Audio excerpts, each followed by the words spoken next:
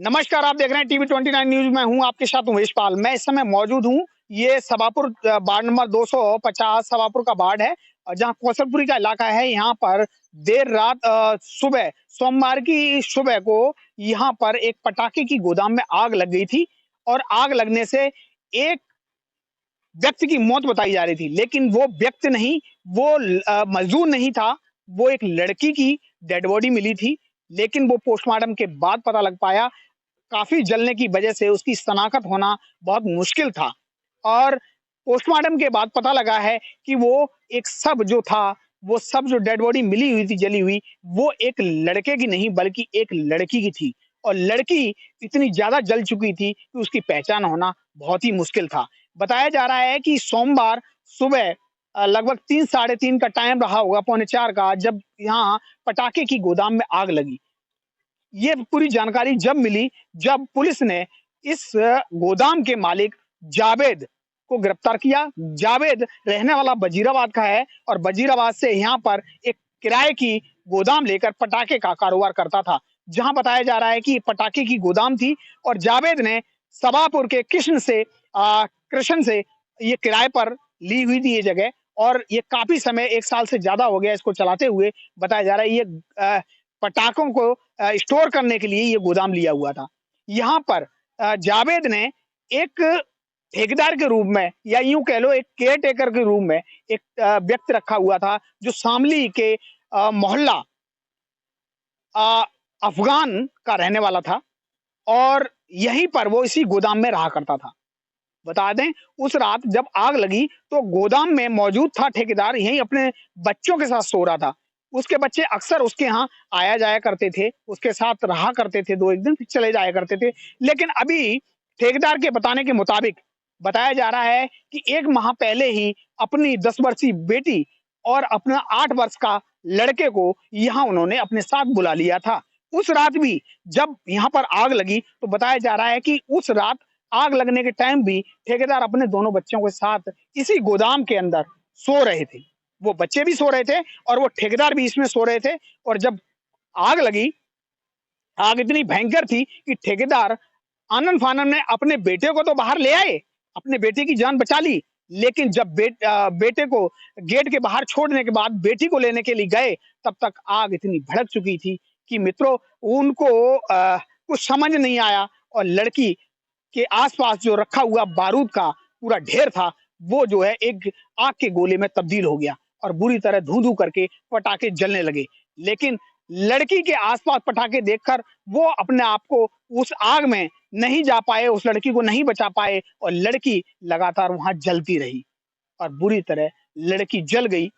जब सुबह operation search operation हुआ पुलिस का, तो पुलिस के सर्च ऑपरेशन के दौरान उस आग लगे हुए मटेरियल में एक डेड बॉडी सर्च ऑपरेशन के दौरान पुलिस को मिली।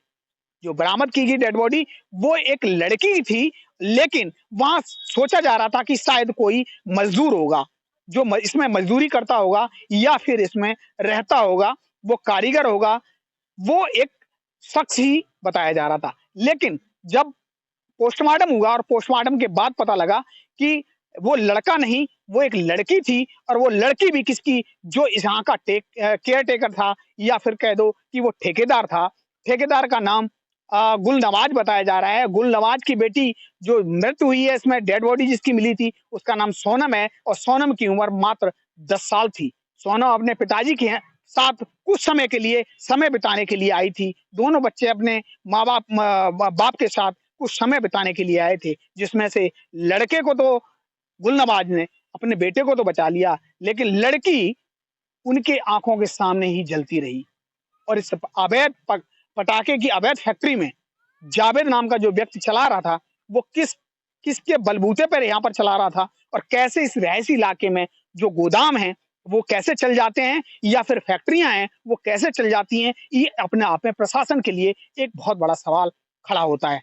आप देखेंगे कि इस रिहायशी इलाके में इस तरह की बारूद की जो फैक्ट्री थी, क्योंकि वहां कच्चा बारूद भी था। लड़की का जलने का मतलब है कि वो इस तरह से इतनी जल गई थी कि वहां ढेर सारा बारूद था, ढेर सारा जो कच्चा बारूद था और साथ में जो पटाखे थे या फिर कह दो कि जो बम होते हैं वो बम थे शादी ब्याह में जो यूज होते हैं, वो बहुत ढेर सारे और कच्चा मटेरियल था, जिसमें आग लगने की वजह से बेटी जल गई। और बेटी का वो हाल हो गया कि वो शनाख्त करने में लोग पहचानने को लिए, वो उसे पोस्टमार्टम के बाद पता लगा कि वो लड़का नहीं, एक लड़की थी। और 10 वर्षीय लड़की की जो ठेकेदार था, उसकी सोनम की लड़की जो जिसका नाम सोनम था, उसकी जलने की वजह से मौत हो गई। लेकिन जलने का कारण अभी पता नहीं लगा है।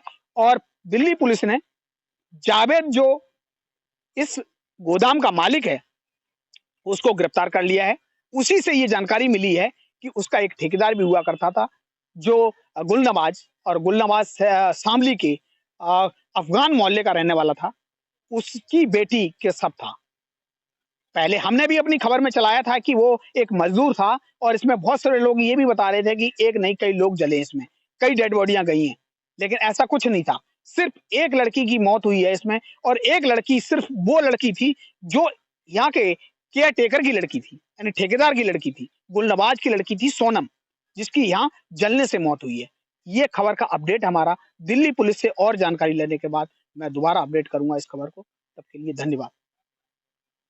इस रिहायशी इलाके में ये जो इस तरह की गोदाम या फैक्ट्रियां जो चल जाती हैं, वो किसके बलबूते पे चलती हैं, इसका थोड़ा समझने का हम प्रयास करते हैं। कि दिल्ली पुलिस बीट में जो होती है, वो एरिया की बीट का गश्त करती है, और दिल्ली पुलिस का जो बीट ऑफिसर होता है, वो गोदाम, फैक्ट्री, गली मोहल्ला सबकी जानकारी रखता है। बीट ऑफिसर को सभी की जानकारी होती है कि हमारे बीट में कौन सी जगह पर क्या चल रहा है। यहाँ तक उनको ये भी पता होता है कि कौन सी गली में किस तरह का व्यक्ति रहता है।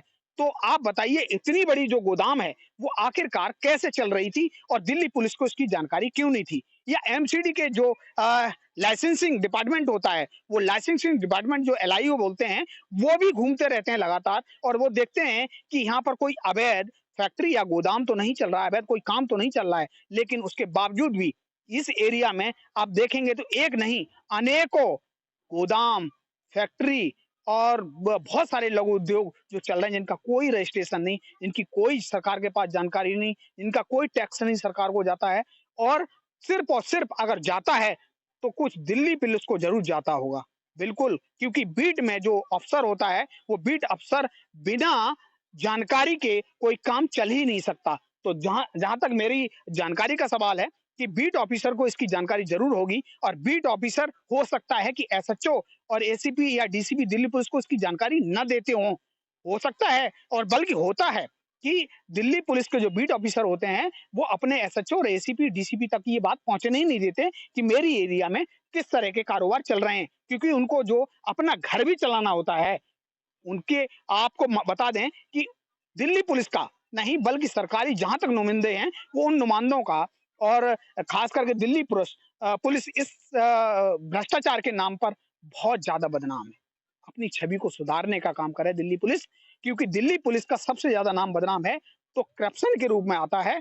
दिल्ली पुलिस कहते हैं कि 100-200 रुपए दो, कोई भी काम कर लो। इसी तरीके से ये दिखाई देता है, करप्शन का नतीजा है ये, रिश्वतखोरी का नतीजा है, जिसकी वजह से एक 10 वर्षीय बच्ची की मौत हो गई। और ऐसी मौत हुई दर्दनाक। सोचो, जब वो इस बारूद में जल रही होगी और बाप सामने खड़ा होकर देख रहा होगा, और वो बचा नहीं पा रहा होगा, उसको कैसा लग रहा होगा, उस बाप को, जिसके सामने उसकी बेटी की जिंदा जल रही हो।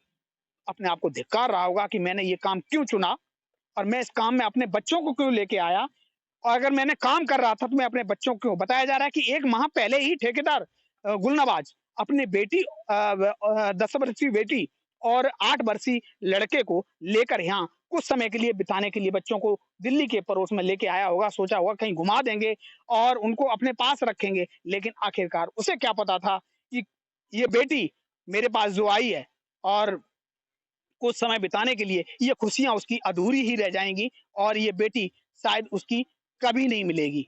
और ऐसा ही हुआ।